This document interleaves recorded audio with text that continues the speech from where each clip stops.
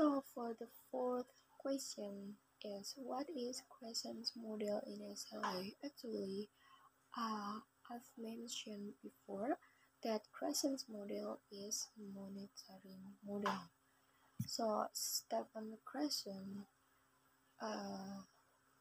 is an expert from University of Southern California in the field of linguistics, specialization of his specializing in theories of language acquisition and also development.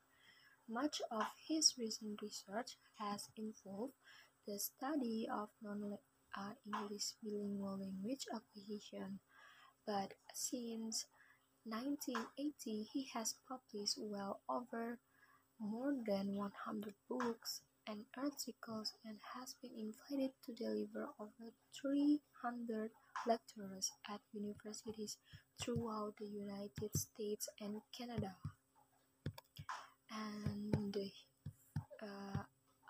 And I also said before, Crescent's model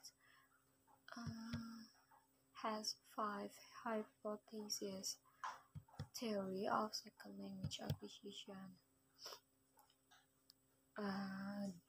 Those are the first hypothesis. Hypothesis is the acquisition learning hypothesis. So this hypothesis distinction is the most fundamental of the 5 hypotheses in Crescent's theory and the most widely known among linguistics and language teachers. So, according to Crescent, there are 2 independent systems of foreign language performance, the acquired system and the other hand, the learned system. The acquired system or acquisition is the product of subconscious process very similar to the process children undergo when they acquire their first language. It requires meaningful interaction in the target language, natural communication in which speakers are concentrated not in the form of their utterances but in the communicative act.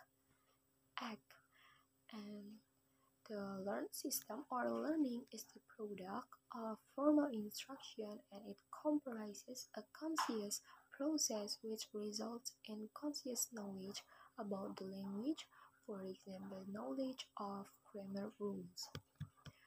A deductive approach in a teacher-centered setting produces learning, while an inductive approach in a student-centered setting leads to acquisition.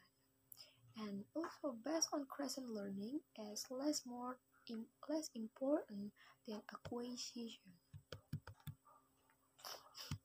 So, in this hypothesis, Crescent's thought acquisition is more important than learning. Next, for the monitor hypothesis, it explains the relationship between acquisition and learning and defines the influence of the latter on the former. And then the monitoring function is the practical result of the learned grammar, and also the acquisition system is the utterance initiator, while the learning system performs the role of the monitor or the editor. The monitor acts in a planning, editing, and correcting function when 3 specific conditions are met. First, the second language learner has sufficient time at their disposal. For the second, they focus on form or think about correctness, and the last one, they know the rule. It appears that the role of conscious learning is somewhat limited in second language performance, and also the role of the monitor is minor, being used only to correct deviations from normal speech and to give speech a more polished appearance. And Crescent also suggests that there is individual variation among language learners with regard to monitor use. He distinguished those learners that use the monitor all the time or overusers, and those learners who have not learned or who prefer not to use their conscious knowledge, underusers, and those learners that use the monitor appropriately, optimal users. And for an evaluation of the person's psychological profile can help to determine to what group they belong. And usually extroverts are underusers while introverts and perfectionists are overusers. Lack of self-confidence is frequently related to the overuse of the monitor. Okay, the third one is the input hypothesis. The input hypothesis is Crescent's attempt to explain how the learner acquires a second language, how second language acquisition takes place. So the input hypothesis is only concerned about acquisition, not learning. According to this hypothesis, the learner improves and progresses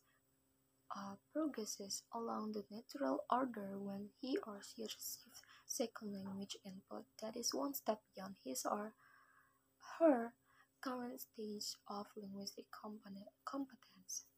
Uh, let's say, for example, if a learner is at a stage I, then acquisition takes place when he or she is exposed to comprehensible input that belongs to level I plus 1.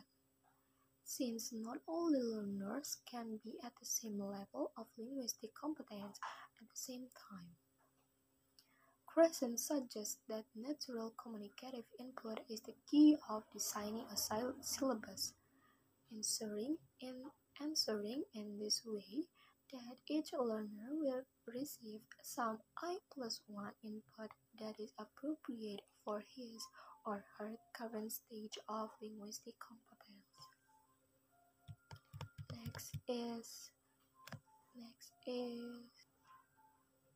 the effective filter hypothesis.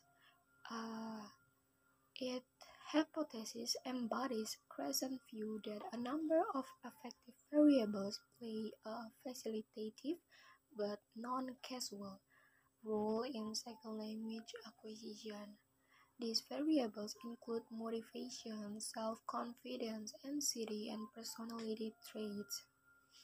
And then, in this hypothesis, Crescent claims that learners with high motivation, self-confidence, a good self-image, a low level of anxiety, and also extroversion are better equipped for success in second language acquisition. Low motivation, low self-esteem, anxiety, introversion, and inhibition can raise the affective filter and form a mental block that prevent comprehensible input from being used for acquisition. In other hand, in other words, when the filter is up, it impedes language acquisition. And positive effect is necessary but not sufficient on its own for acquisition to take place. And the last one is the natural order hypothesis. It is based on research by findings Dulay and Bird in 1974, Fatman in 1975, Makino in 1980, Said in Crescent in 1977. They suggest that the acquisition of grammatical structures follows a natural order which is predictable. For a given language, some grammatical structures tend to be acquired early while others late. This order seemed to be independent of the learner's age.